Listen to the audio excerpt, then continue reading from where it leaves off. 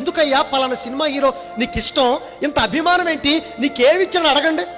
వాడి కోసం గొడవలు చింపుకుంటారు. వాడి సినిమా రిలీజ్ అయితే ఏమండి పాలు తీసుకెళ్ళి పాలాభిషేకం చేస్తారు. రోడ్ల మీదకి కొన్ని వేల మంది అండి ర్యాలీలుగా. సినిమా రిలీజ్ అయితేనే అతను రావాల్సిన పని లేదు. ఒక సభను పెట్టాలంటే, దేవుని మాటలు వినిపించాలంటే ఏమండి ఎన్ని పోస్టర్లు అంటించాలి, ఎన్ని పాంప్లెట్లు ఇవ్వాలి, ఎన్ని రోజుల నుంచి కష్టపడాలి, ఎంతమంది పేదల రక్తాన్ని చెమటగా మార్చి ఆ డబ్బును ఖర్చు పెట్టాలి. ఒక్కసారి ఆలోచించండి. కానీ సినిమా హీరోలకు కానీ రాజకీయ నాయకులకు కానీ అంత ఖర్చు పెట్టాల్సిన పని లేదండి. ఎందుకయ్యా నీకు అంత ఇష్టం అంటే, మాకేమి ఇవ్వకపోయినా పలానా హీరో అంటే మాకు ఇష్టం, అతని కోసం చచ్చిపోతాం. చూడండి, స్వాభావికమైన అభిమానం అంటారు దీన్ని. అవసరమైతే ఫుడ్ లేకపోయినా, ఏ ఫెసిలిటీస్ లేకపోయినా అలా రోడ్లెంబడి తిరుగుతూనే ఉంటారు. అది కళ్ళ ముందు మనం చూస్తున్నామే. మరి ఈరోజు భక్తులను అడుగుదాం, ఏమండి మీరు దేవుణ్ణి నమ్ముకున్నారు కదా, ఎందుకు మీరు దేవుణ్ణి నమ్ముకోవాలి, లేదా దేవుణ్ణి ఎందుకు ఆరాధించాలని అడగండి.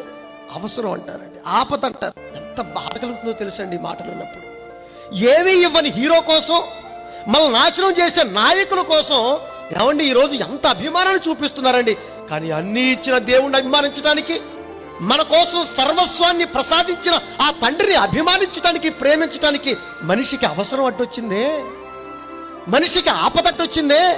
ఎంత దౌర్భాగ్యం, ఎంత కుసంస్కారం ఈ ప్రపంచానికి.